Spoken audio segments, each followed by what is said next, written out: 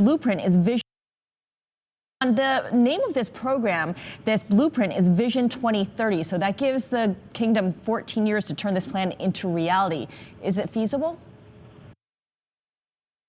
The name of this program, this blueprint, is Vision 2030. So that gives the kingdom 14 years to turn this plan into reality. Is it feasible?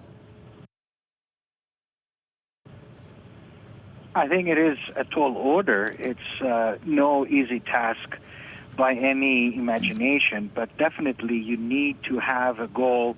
You need to explain the vision, and the country, for the first time in so many years, has a definite, realizable goal, and it has the approval of the king, of the parliament, and now you need to have the rest of society which is there to support you, and he also has the leeway and support to move ahead with this very important vision. Foreign powers to move ahead with this very important vision and reform act. Well,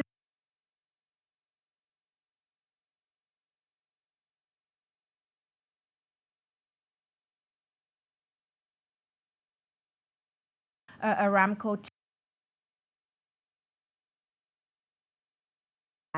Has the IPO plan generated a lot of interest amongst investors?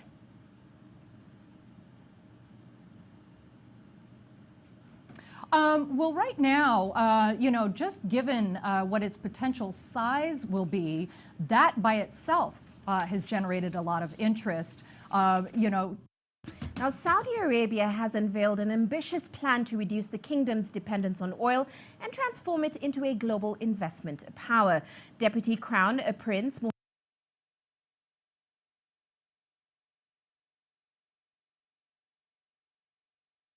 They have now announced that the king has approved this plan, and the plan is called 2030.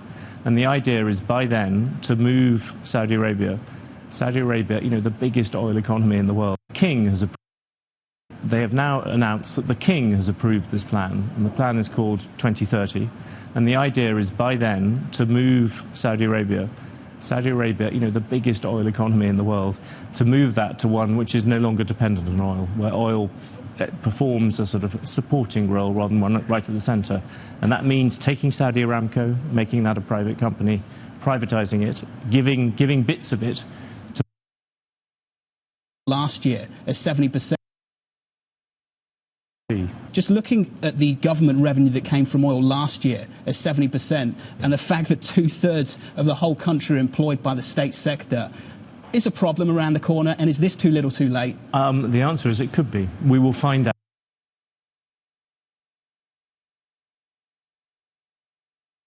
Pull that back in, that's another area. The other bit is the fact is it is still a monarchy, and if the king wants something and his son wants 7% would be opposed to 2015, and we're looking at 11.7%, would be high for us, pretty normal for, say, Southern Europe. But how many, I'm thinking about the other half, so how many of the 90% of people that aren't unemployed are actually working in jobs, and how many of them just count as employed because they're on state oil payrolls and they just get money and they're tribal and they're living on the land and not really working? The answer is a huge amount, and on top of that you have you have a huge number who are underemployed, and on top of that you have the whole issue of women in Saudi Arabia, many of whom don't. Some of the more conservative elements of the religious establishment, and that is the deal that the Saudi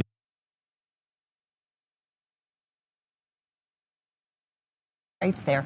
Does that jeopardize potentially the economic requests of this plan and the financial requests of this plan? But the answer is in that anything to do with making Saudi Arabia a more liberal place on the whole in the long term is going to bring in investment.